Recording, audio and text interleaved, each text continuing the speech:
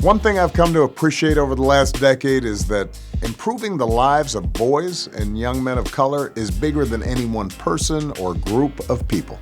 It requires everybody. Parents, neighbors, teachers, administrators, local governments, everybody in between, all working together to make a difference. And I'm really proud that my brother's keeper has grown a lot over the last 10 years.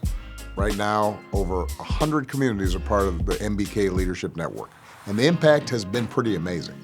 An entire generation of boys and young men of color have gone through this program, and we've heard so many stories of young men who are about to drop out of school before they joined MBK. Now a lot of them have their degrees or are leading MBK's work in their own communities. Sadly, we have lost some young men along the way, often to incarceration or gun violence. And every time that happens, it's a painful reminder that there's a lot more work to do. We've also learned that every generation brings its own set of problems and complexities. Kids these days are dealing with different challenges than there were even 10 years ago. Things like social media and how they're handling issues of mental health, young people who've gone through the pandemic, kids dropping out of school during the pandemic and never going back, and losing touch with the institutions that might give them some sense of a pathway forward.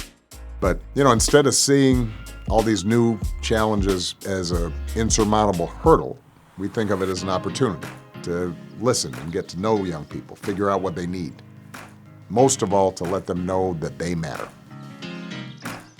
Because some things will always be the same. Young people need a good education, they need good jobs, they need safe neighborhoods. Those things form the basis of the MBK Alliance's 6 milestones, which anchor all of the work that we do. And that's why I'm so proud of MBK. It's why it's a core program of the Obama Foundation.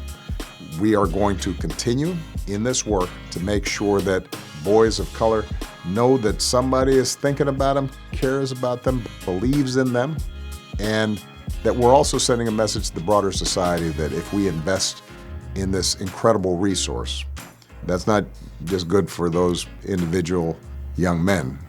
It's going to be good for our entire society. And that's why we're here today, to bolster and reinforce our boys and young men of color.